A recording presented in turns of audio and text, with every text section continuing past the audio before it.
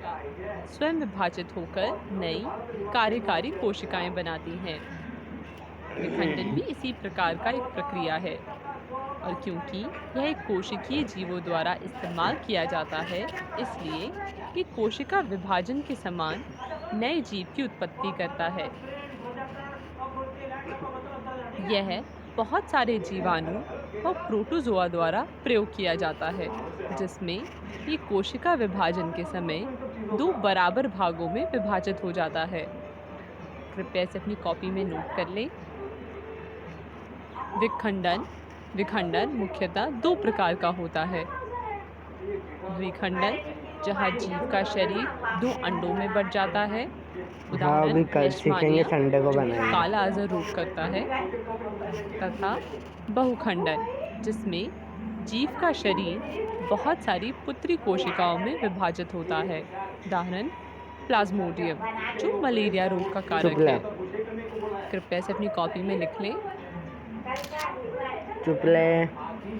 परंतु इन दो व्यापक तरीकों के अलावा विखंडन के और भी बहुत प्रतिरूप होते हैं, जैसे अमीबा में विभाजन के दौरान कोशिका किसी भी तल से बट जाती है, जबकि अन्य एक कोशिकीय जीवों में जैसे लिशमनिया, जिसमें कोशिका के एक सिरे पर कोड़ा समान संरचना होता है और विभाजन का स्थायी स्वरूप होता है।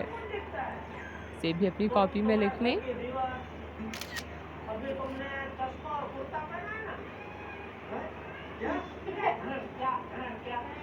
कल्पना कीजिए, हमने एक साड़ी ली और इस साड़ी को कई कपड़ों के टुकड़ों में काट दिया। अब प्रत्येक कपड़े के टुकड़े से हमने एक नया परिधान बना लिया। ऐसा ही कुछ खंडन में घटित होता है, जहाँ पर एक जीव परिपक्व होने पर खुद को छोटे छोटे खंडों में बांट देता है, जैसे स्पाइरोगायरा। अब प्रत्येक भाग एक नए व्यक्तिगत जीव में बढ़ेगा। इसे कॉपी में नोट कर लें। परंतु ये सभी बहुकोशिकीय जीवों के बारे में सत्य नहीं है, क्योंकि विशेष कोशिकाएं संगठित होकर ऊतक बनाती हैं और ऊतक अंगों में संगठित होते हैं, जिससे नए जीव का कोशिका विभाजन द्वारा बनना नामुमकिन हो जाता है। इसे भी कॉपी में लिख लें।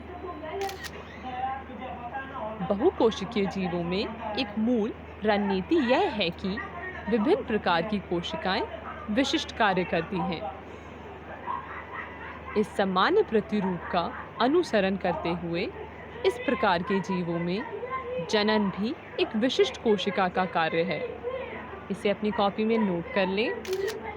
लेकिन प्रश्न यह है कि अगर जीव में खुद कोशिकाओं के इतने प्रकार होते हैं, तो एक प्रकार की कोशिका से जनन करना कैसे संभव है?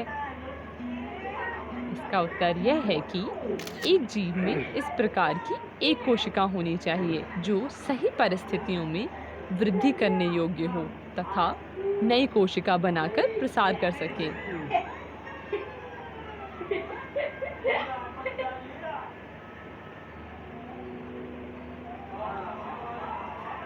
हम सब ने अपने घरों में छिपकली तो देखी ही होगी। आपको पता है कि छिपकली का विशेष गुण यह है कि उसकी पूंछ कट जाने पर भी वापस उग जाती है। इसी प्रकार बहुत सारे पूर्णतया विभेदीकृत जीव अपने शारीरिक भाग से नए व्यक्तिगत जीव को बनाने की क्षमता रखते हैं। इसी प्रकार यदि किसी कारणवश व्यक्तिगत जीव कई टुकड़ों में कट गया है, तो प्रत्येक टुकड़े से अलग अलग व्यक्तिगत जीव बनेंगे। इसे पुनर्जनन कहते हैं और अंग्रेजी में रीजेनरेशन। इसे अपनी कॉपी में लिख लें। यह निम्नलिखित जंतुओं में देखा जा सकता है, जैसे हाइड्रा तथा प्लेनारिया, जिन्हें कितने भी टुकड़ों में काटा जाए तो हर टुकड़ा एक नए जीव में वृद्धि करेगा। इसे भी अपनी कॉपी में लिख लें। पुनर्जनन विशेष प्रकार की कोशिकाओं द्वारा किया जाता है। ये कोशिकाएं बदलती हैं और बड़ी संख्या में कोशिका बनाती हैं। इस कोशिका के समूह से विभिन्न कोशिकाएं बदलकर कई प्रकार की कोशिकाएं व ऊतक बनाती हैं। यह परिवर्तन व्यवस्थित रूप से होता है, जिसे विकास कहा जाता है। अंग्रेजी में इसे डेवलपमेंट कहते हैं। इसे अपनी कॉपी में लिख लें। पुनर्जनन पर उपरोक्त चर्चा के बाद क्या हम यह कह सकते हैं कि ये जनन का ही एक प्रकार है? उत्तर है नहीं। पुनर्जनन जनन के समान नहीं है, क्योंकि ज़्यादातर जीव नया जीव बनाने के लिए किसी भाग के कट जाने पर निर्भर नहीं करते हैं।